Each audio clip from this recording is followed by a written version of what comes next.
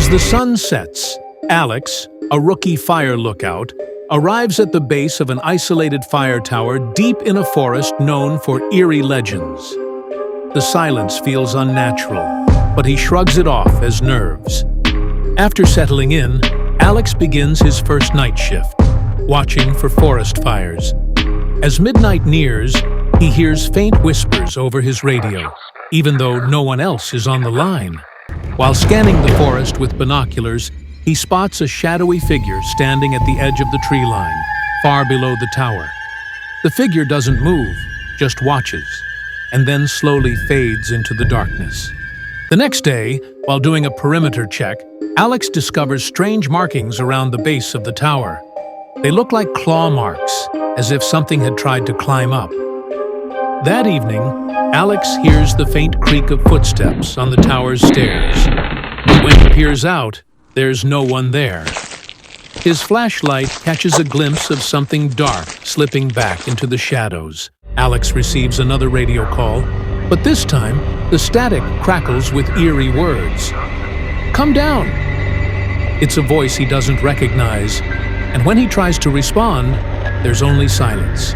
In the morning, Alex notices the forest bathed in a crimson hue as the sun rises, giving everything an ominous, blood-red glow. He feels like he's being watched, but can't shake the feeling that he's entirely alone. Later, he finds a scrap of paper tucked under his bed that reads, "Don't come down." Alex tries to ignore it, but he starts to question if someone or something is in the tower with him. Another night falls, and while dozing off, Alex hears the unmistakable sound of heavy, deliberate footsteps pacing just outside his door. When he looks, he finds nothing but silence. Searching for answers, Alex finds an old, dusty logbook from the last lookout who had mysteriously disappeared. The final entry reads, "They want me to come down, but I can't." While checking the ladder beneath the platform, Alex's flashlight catches a glimpse of scratch marks heading upward, as if someone or something had been climbing up in desperation. Peering into the forest with his binoculars, Alex spots dozens of glinting eyes staring back at him, all the same height, as though some unseen crowd of creatures is waiting just beyond the trees. Through his binoculars, Alex sees a fire blazing in the distance. He radios it in, but his supervisor insists nothing is showing on any radar or satellite. The flames disappear as soon as he blinks. That night, there's a loud knock on the door of the lookout tower. Alex freezes, but there's no one outside when he opens the door. He feels a cold, lingering presence near him. While sitting on the platform, he hears voices in the wind calling his name, luring him to the edge. He fights an overwhelming urge to jump, feeling as though something is pulling him toward the void. Flipping through the old logbook, Alex notices the last entry has changed. Now it reads, "You're next."